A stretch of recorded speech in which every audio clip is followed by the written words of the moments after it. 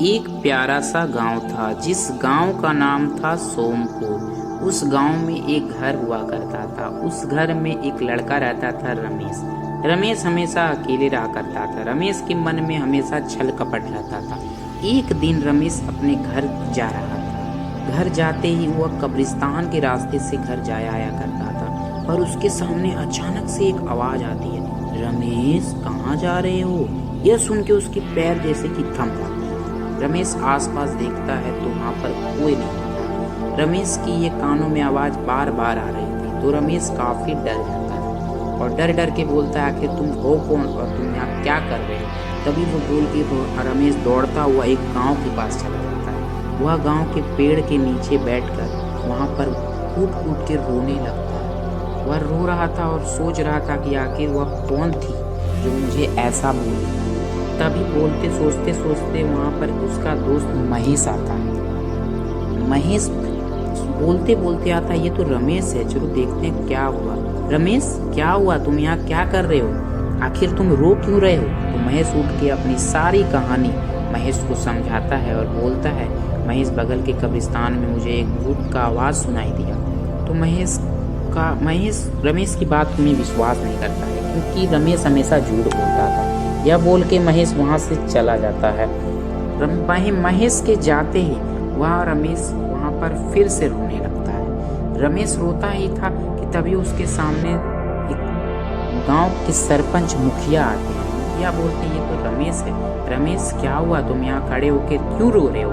तो रमेश फिर मुखिया को अपनी सारी कहानी समझाता है।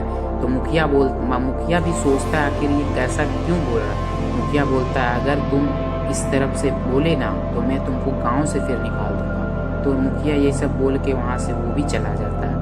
रमेश बोलता है, मैं इतना बुरा इंसान हूँ कि मेरी बात का कोई विश्वास नहीं कर रहा है। तभी रमेश रो रहा था, तभी उसके सामने एक पुलिस वाला आता है। पुलिस वाला के आते ही रमेश काफ़ी खुश हो जाता है क्योंकि पुलिस वाले का रमेश को लगता है कि पुलिस वाला ही उसका मदद कर सकेगा।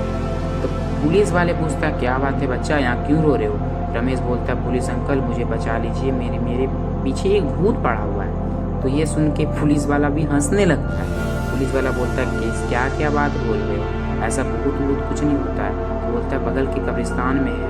तो पुलिस वाले बोलते हैं, चलो मेरे साथ, मैं देखता हूँ कौन सा भूत है।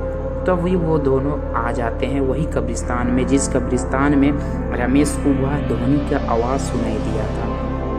पुलिस वाला बोलता है कि यहाँ पर कहाँ कुछ है, कहाँ यहाँ पर कोई ध्वनि कोई आवाज़ सुनाई दे रही है। तो रमेश आसपास घूम के देखता है, बोलता है पुलिस वाले यहीं पर तो थे वो, पर पता नहीं अभी कहाँ चली गई, अभी तो आवाज़ सुनाई नहीं दे रहा है। तो पुलिस वाला उसको बहुत डांटता है कि तुम क्या गुमराह करते हो गाँव वालों को।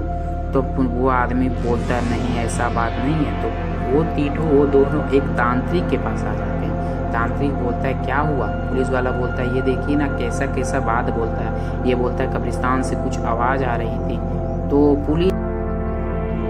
तो तांत्रिक तभी उसे समझाता है कि ऐसा वैसा कुछ नहीं होता है, भूत कुछ नहीं होता, ये सब हमारे मन का भ्रम है। सबसे बड़ा भूत तो हमारे मन के जो छल कपट है, सबसे बड़ा भूत तो वो है, वो हमें निकालना चाहिए। अगर वो निकल गया तो हमारे दिल से सारा भूत निकल जाएगा। तो बच्चों, इस कहानी से हमें यही सीख मिलती है कि कभी किसी का बुरा मत करो या फिर किसी का बुरा करने का सोचो तक मत। जैसे रमेश के साथ हुआ वैसे आपका साथ भी हो सकता है। Thank you.